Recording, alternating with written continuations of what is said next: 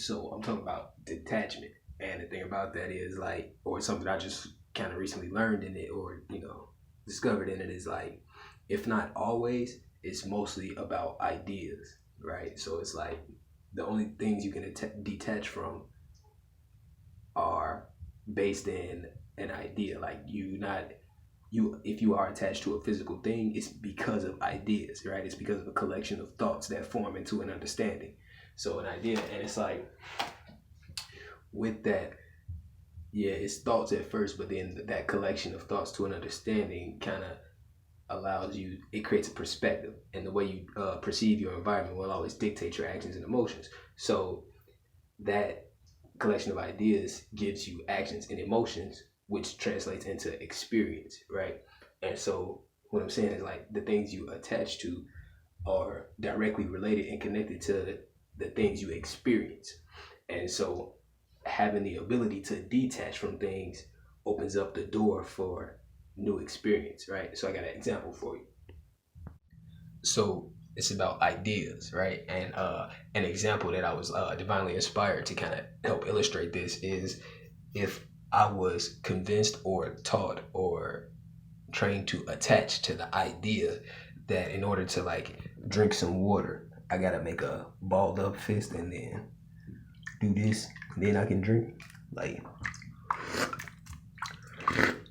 right? If I was trained in that and then attached to that idea, then that would be the experience that I get. You know what I'm saying? And the only way I can get a different experience from this is if I detach from the idea. So if the idea is I gotta have my fist balled up, then I'm gonna hold on to that. I'm gonna reinforce that with my willpower and my effort. But if I detach from that idea, the idea of having the fist balled up, so and then it's like, that's a good example too with the fist, because detaching from the idea of holding it balled up, reinforcing it being balled up. So all I gotta do is stop reinforcing it to be balled up, detach from that idea, and then the circumstances immediately change, right? And so now I can start to get a new experience, right? I can start to learn some new. So then I could just do this and try to get it.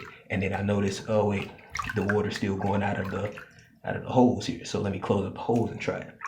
Oh, now the water's just falling out to the side before I get it. So let me stop up the sides a little bit, and then eventually I'll get to this point where I can, you know, and it's like part of the way I got there is from being able to detach, right? So like having that power or ability and authority to detach is essentially having the power to open up to new experience, right? And it's like that's a tool, right? And we talk about life and as it is, the whole experience is for you in a way, and it's like that's got to be navigated properly so that you don't damage yourself. So with this ability to detach, it's like that's a tool, and with every tool it's going to require you to have discernment on when to use that tool, right? So it's like, when should I detach from a thing in order to open up for a new experience?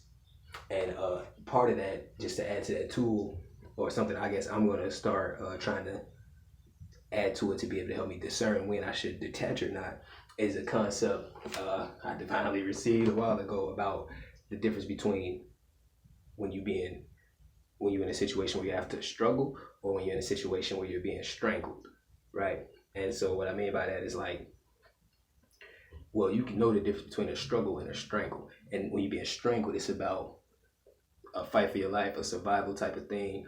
But it's like the way it fits into this is looking at the strangling aspect. Is when somebody's strangling you, you losing as you're fighting for your life, if you're gonna fight for your life. But it's like through that process of pushing against this thing, you're being depleted as well, right? And then whereas with a struggle, it's like you're going against it and pushing this thing, and you might be getting depleted energetically, but you can make more progress because it's not just singularly focused on only this life. And then it's like in the struggle, I mean, in the strangling part, that's you losing because if you're focusing on only this life, and that other thing is focusing on only taking away that life. So it's like it stagnates, and then it's like ultimately you can't stagnate with your life being threatened for long before it starts to deplete even more and more. So the strangling is when you in a situation that's depleting you more and more, and you unable to progress in it at all.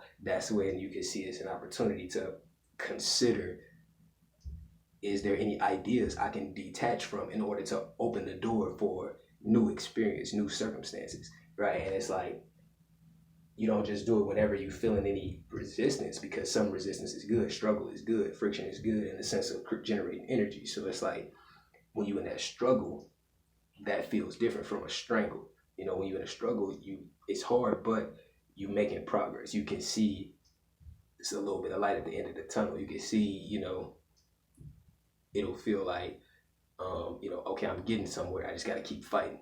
Whereas with a strangle, it's all about stop strangling me. It's all about, all you feel is the fight and the depletion and the impending doom, right? So it's like, in a sense, that could be a tool to help discern when you should consider detaching from certain ideas or not. It's like, when I'm struggling is all right, but if I'm being strangled, then my life is in danger. So I need to do something to affect these circumstances.